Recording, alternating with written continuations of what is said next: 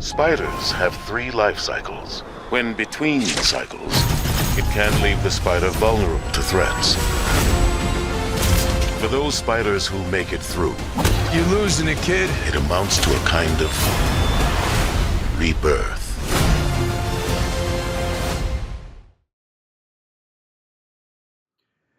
Hey everyone, welcome to the channel. This is 5x5 and I'm Simo. If you haven't already, smash that like and sub button. Now grab your fave bevy, a seat, and let's get into it. I'm back to talk to you about Spider-Man Brand New Day. Right off the top though, this is going to be a spoiler conversation. So if you haven't seen the movie yet, please turn away now. If you haven't heard, it is a box office success. It's cracked like every record as far as I know. So a lot of people went to go see it, and I want to talk about it. As I've said in the past, I don't want to spend too much time on Disney products, but I also can't ignore them. Similar to Star Wars, I can't really ignore Marvel movies. They're a big part of geek culture, and I am a fan of some Marvel content. I'm a giant X-Men fan, and also a fan of Spider-Man, despite Sony's best efforts to destroy the IP. But yeah, let's talk about it. Right off the top, the reviews of this movie are really, really good. I think the last time I checked, both the critic and audience reviews on the movie were something like 96 and 98%. So fans are generally liking this movie. And I know you're all bracing because I'm pausing. You're all bracing for me to like poop on the movie, but I didn't hate the movie. I actually liked it a lot, and it was way better than I thought it would be. The trailers, frankly, looked really mid, so I wasn't enthusiastic about seeing the movie at all. Once I finally saw it, though, yeah, I enjoyed it. Now, that said, I don't think it's a perfect movie, and I think it falls into the same category that most of the other comic movies that have come out over the last 2 years have fallen into. I think that a lot of fans went to see this movie because leaks and speculation led people to believe this was going to be the beginning of the X-Men saga, and that one of the characters in the movie was going to lead directly into an X-Men movie. And I think without that, without that pushing people into the seats, I don't think that the movie would have had nearly as much interest, because I just don't think the marketing campaign supported it.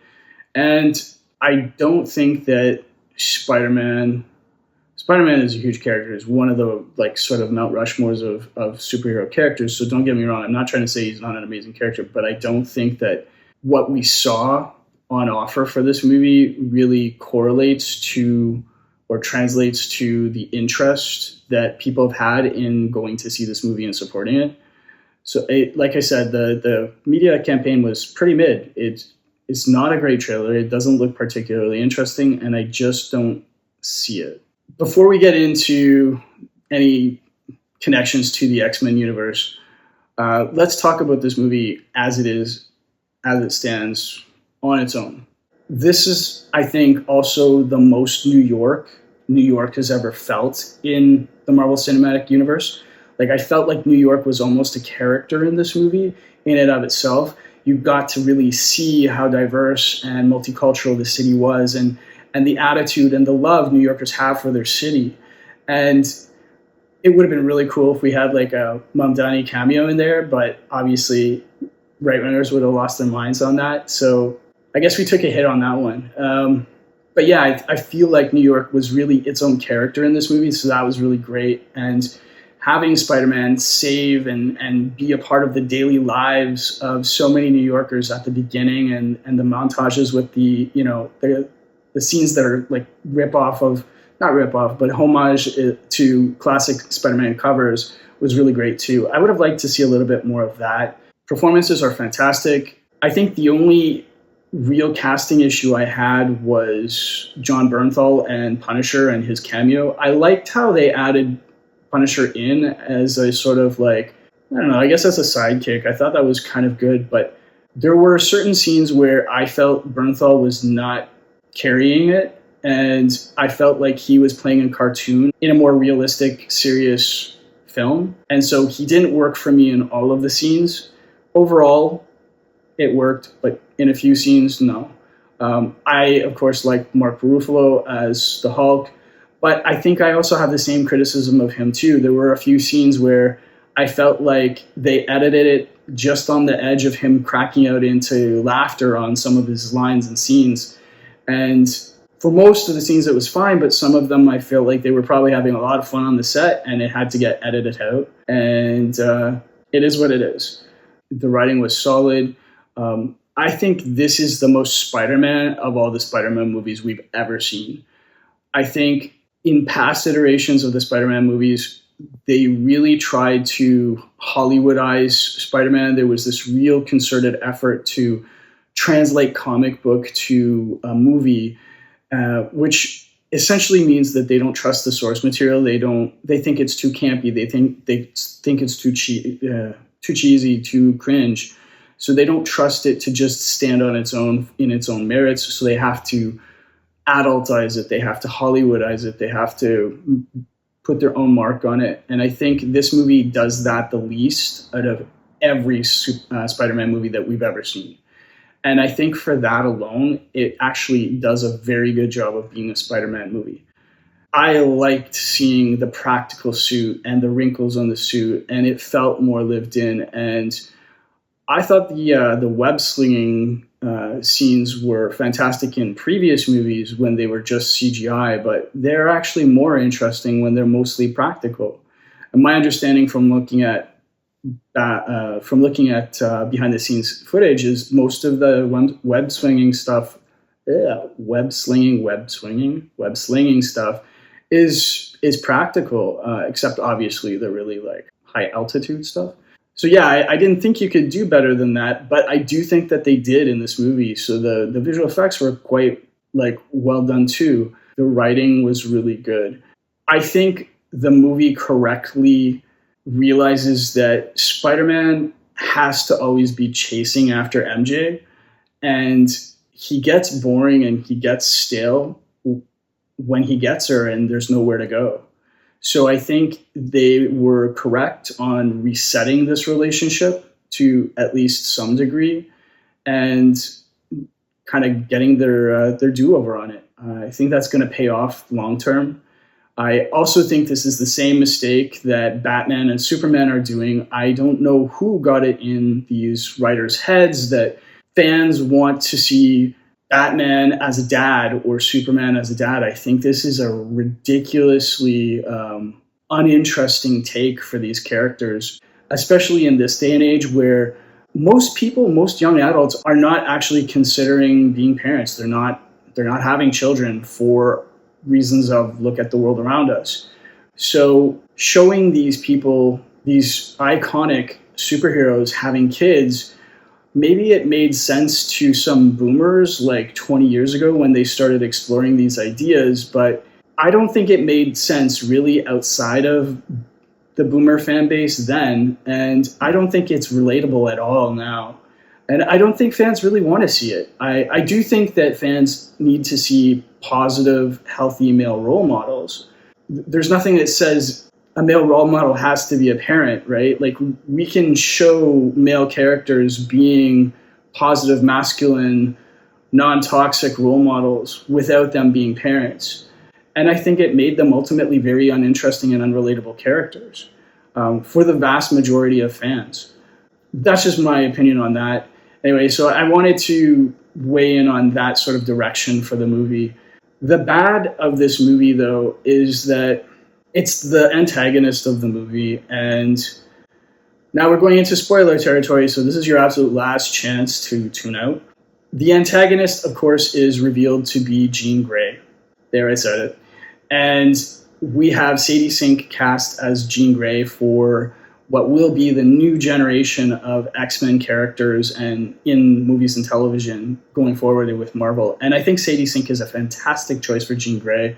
I love it. No complaints there, and I think she did a fantastic performance. That said, though, I don't think that this movie survives on its own if you were to substitute this antagonist with any other antagonist. I think the movie is propped up very heavily on the fact that an X-Men is basically a co-star in this movie. If you were to swap her out with any other, even iconic Spider-Man villain, like, I don't know, like any of the Goblins or, I don't know, Sandman or Mysterio, or I can't even think, the movie would just fall apart. I mean, it's pseudo-political because it's drawing a lot of parallels with current police enforcement in the U.S., like ICE and DOJ. It's drawing a lot of parallels there, and that's all in keeping with Marvel canon and Marvel lore for how mutants are treated in the in-universe narrative. So that all is totally fine.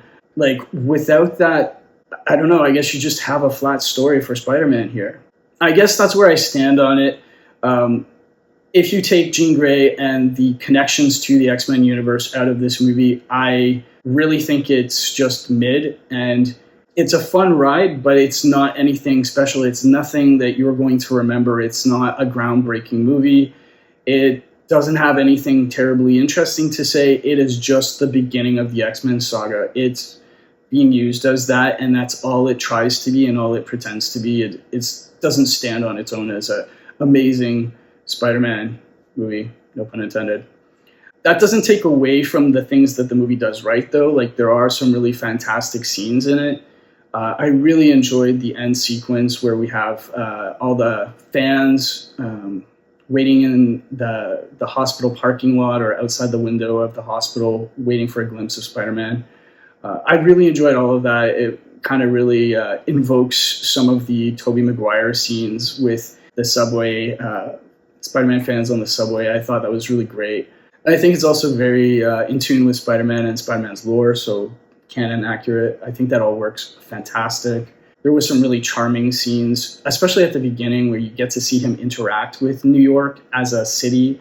Coming down to it, I don't think this is a particularly memorable movie as much as it is fun, and there's nothing wrong with that. It's just a good popcorn flick. It's just not a genre-defining movie in ways that even previous Avengers movies were. So I don't think it's particularly remarkable, but I do think it's a lot of fun. In the end, I would give it something like a 3.5, maybe even 4 stars out of 5. It is good, it is fun, and God, I love the X-Men, and I love Jean Grey. So I wasn't disappointed, but hey, I'm here to be critical of this, right? And I'm here to let people know what I think of these movies and whether or not they should spend their money and time on these movies too, right? So I feel like I would be irresponsible if I didn't kind of point out problems I found with the movie. So generally speaking, I think if you're an invested Marvel audience, you are going to be happy. And if you are an X-Men fan and a longtime X-Men fan waiting for a proper X-Men representation in the Marvel Cinematic Universe, I feel like you're probably really going to be happy. On the other hand, if you're a more casual fan and you're not particularly invested, you might be like, yeah, it was fine. So that's what I thought. What did you think? Did you feel the same? Did you feel like the movie stood on its own? Did you feel that Jean Grey kind of saves the movie and it's all about her and doesn't stand on its own? Do you agree with me or do you disagree with me? Let me know in the comments below. That's a wrap for now. Don't forget to click like and subscribe. I'll see you all in the next video. Stay safe and look out for each other.